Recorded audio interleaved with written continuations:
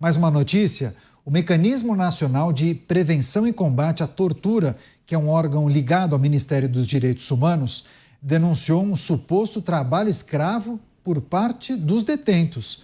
Um relatório que foi enviado ao Ministério Público, ao Tribunal de Justiça e também ao Tribunal de Contas e ao Governo do Estado criticou o trabalho não remunerado ou usado para progressão de pena.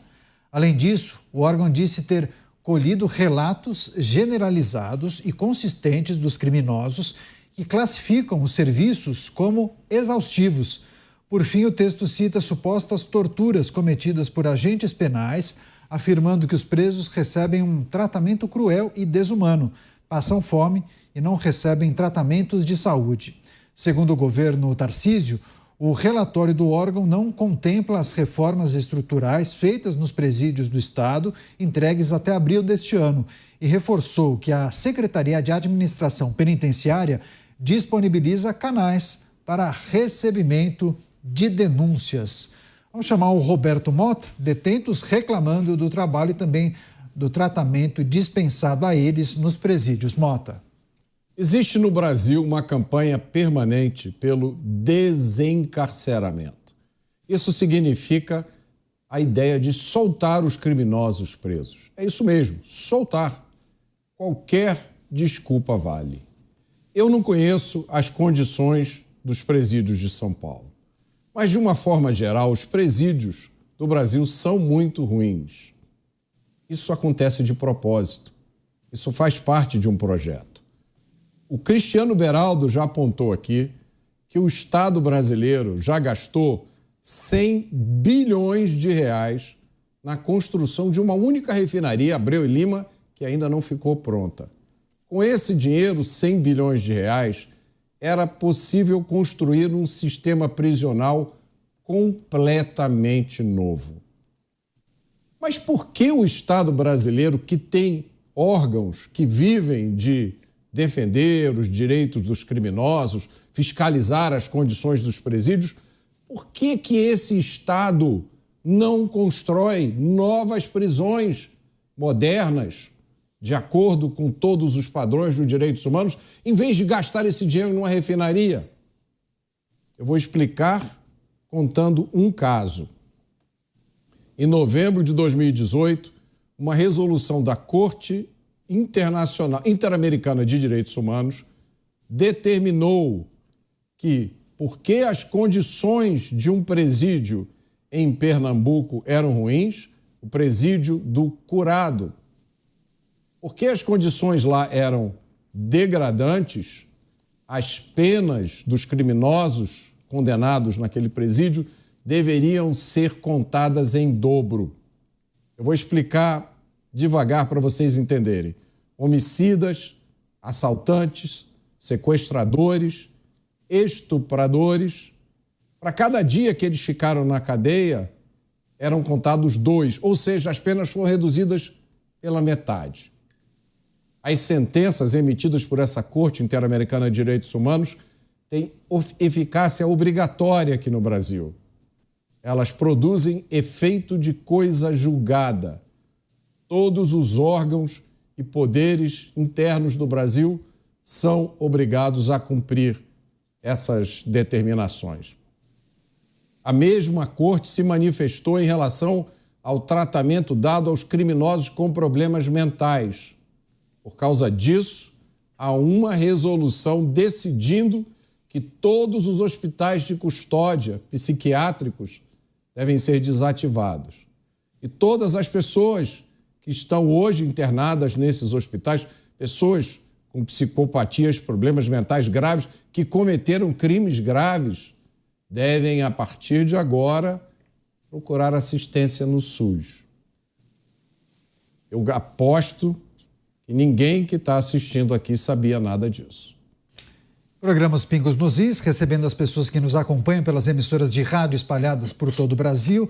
A notícia em destaque: um órgão ligado ao Ministério dos Direitos Humanos enviou um relatório ao Ministério Público que trata justamente das condições de prisões, de penitenciárias aqui no estado de São Paulo, que, segundo peritos, teriam condições degradantes, ofereceriam condições degradantes para trabalhadores, esses detentos. Os detentos reclamam do excesso de trabalho, falam que não há remuneração adequada e também o tratamento que é dispensado a eles. Você, Dávila, queria pedir sua análise e reflexão sobre essa notícia. Bom, o Mota deu o caminho das pedras. O Brasil é um país que hoje a tendência é soltar prisioneiros e não mantê-los encarcerados. E tudo isso ocorre por uma cultura de que o preso é mesmo essa vítima da sociedade. Segundo, não se constrói presídio porque diz que não tem dinheiro. Então vamos dar aqui alguns dinheiros que poderiam ser usados para construir presídio. Primeiro, acabar com os super salários de juízes. Está na gaveta do Senado Federal há mais de 2 anos e meio, na Comissão de Constituição e Justiça. Já foi aprovado na Câmara. Só isso seria uma economia de 3 bilhões de reais. As multas dos partidos que foram canceladas, 23 bilhões de reais. Só aí já daria para construir presídios e resolver esta situação degradante de alguns presídios.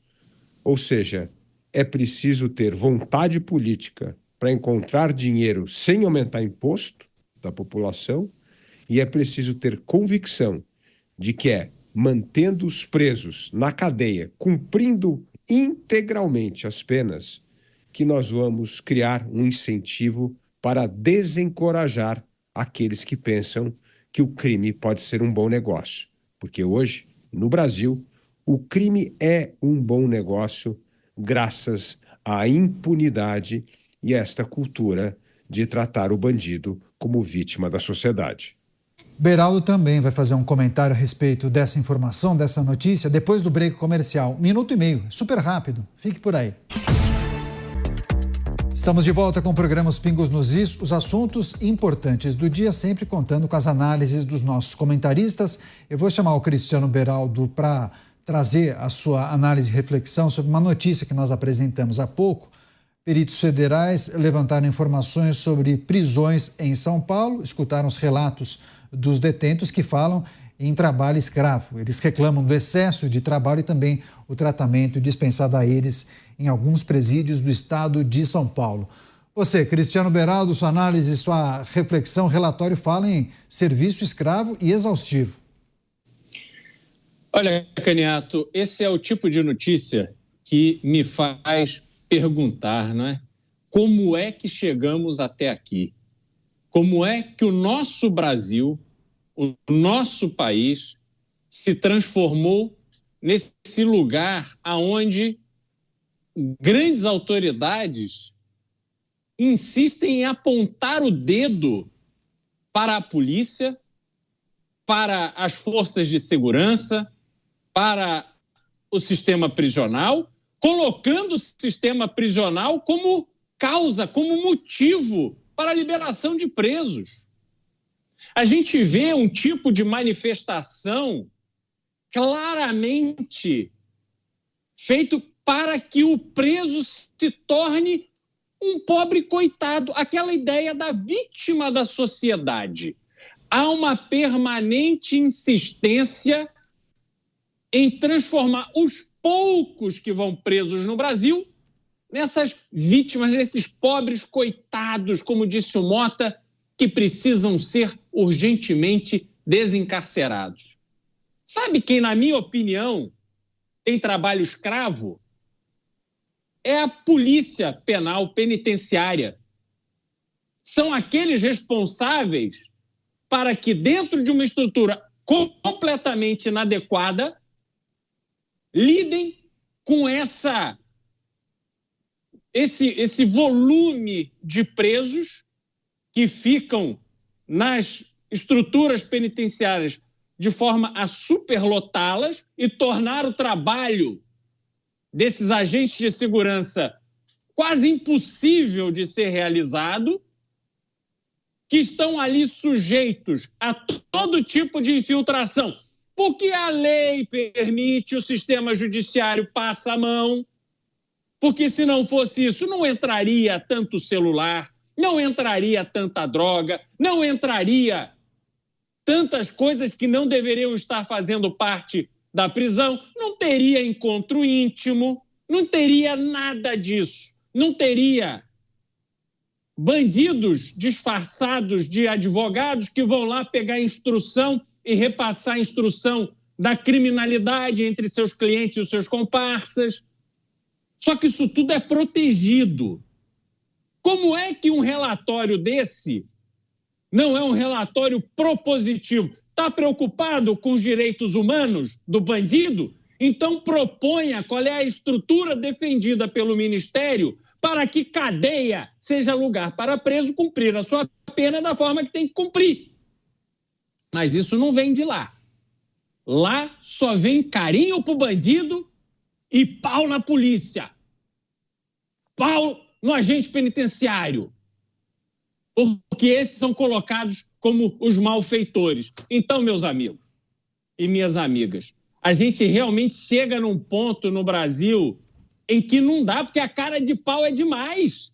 E nós, a sociedade de bem, os trabalhadores, aqueles que ficam pagando essa conta, tem que se conformar em ouvir um absurdo desse e achar que está tudo normal. Sabe o que esse relatório vai fazer? Vai incentivar mais marginais e criminosos nas ruas para atentarem contra nós e as nossas famílias. E a gente pagando a conta disso tudo.